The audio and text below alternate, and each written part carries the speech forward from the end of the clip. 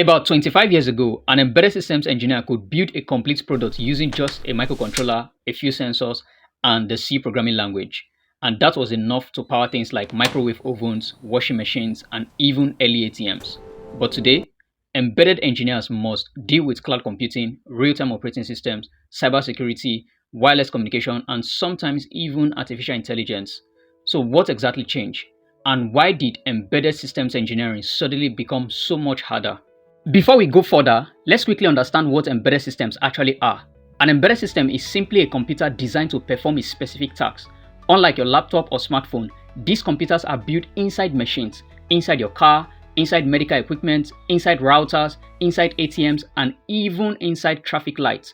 These tiny computers quietly control the modern world, and in fact, most people interact with dozens of embedded systems every single day without even realizing it. Let's go back to the year 2000. At that time, most embedded systems were relatively simple. Then, engineers used 8-bit or 16-bit microcontrollers like the AT51, the PIC microcontrollers, or the early AVRO chips.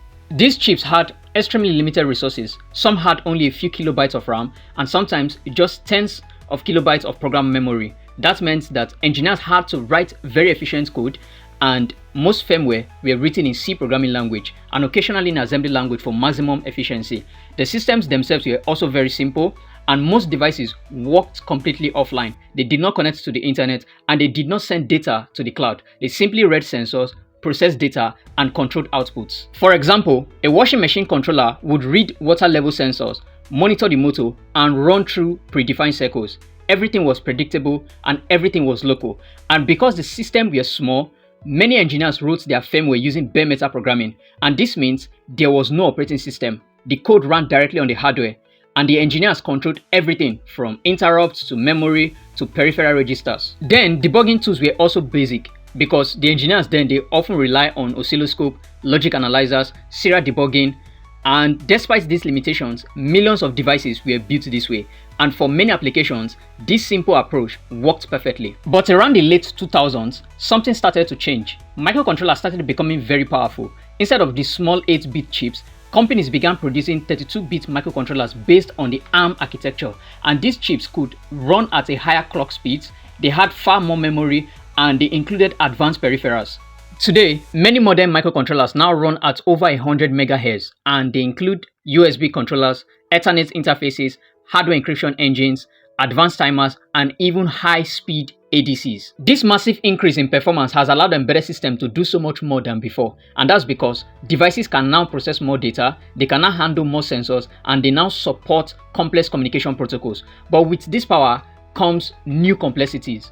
Then came the Internet of Things. Devices were no longer isolated machines. They started connecting to networks. And once devices connected to the internet, everything changed. Smart thermostats, smart locks, industrial sensors, connected cars, and all began sending data to cloud servers. And this meant embedded engineers suddenly needed to understand networking protocols like TCP or IP, MQTT, HTTP, Bluetooth, Wi-Fi. They all became part of embedded development. But networking also introduced new challenges. For example, what happens if the connection drops? How do you update firmware remotely? How do you protect devices from hackers? And these questions did not exist 20 years ago, but today they are central to embedded system design. As systems became more complex, another problem appeared. Modern embedded devices often need to perform many tasks at the same time. For example, a smart device might need to read sensors, process signals, communicate with the cloud, and update its firmware. And trying to manage all of this with bare metal code quickly became difficult, and that's why many engineers now use something called real-time operating system, or RTOS. And RTOS helps manage multiple tasks running simultaneously.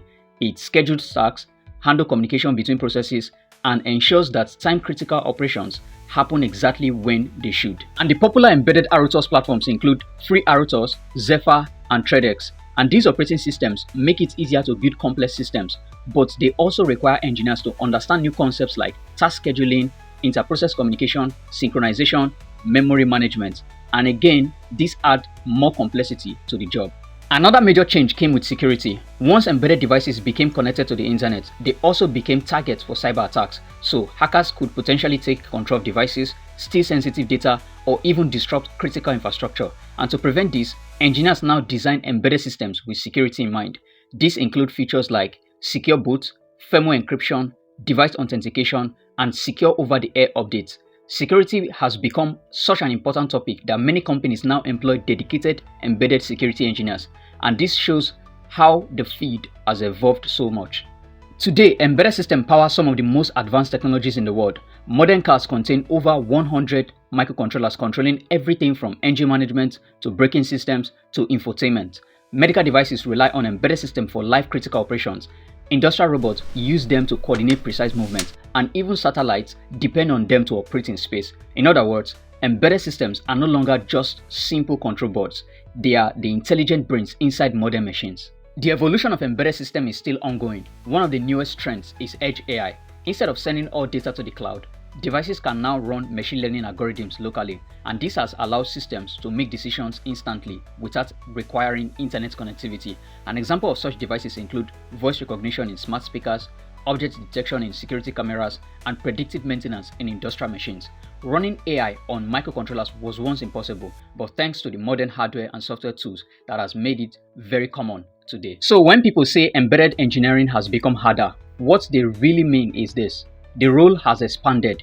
A modern embedded engineer must often understand electronics, low-level programming, operating systems, networking, security, and sometimes even machine learning. It's no longer just about writing firmware. It's about designing intelligent systems that interact with the physical and digital world. And that's exactly why the field of embedded system is becoming more exciting than ever. And that's because the tiny computers inside everyday machines are becoming smarter, they are becoming more connected, and they are becoming more powerful every year. And if you want to learn the 6 most important skills every embedded engineer needs today, just click on the top right corner. I have made a video on that already. And don't forget to like this video, subscribe to this channel. It's free.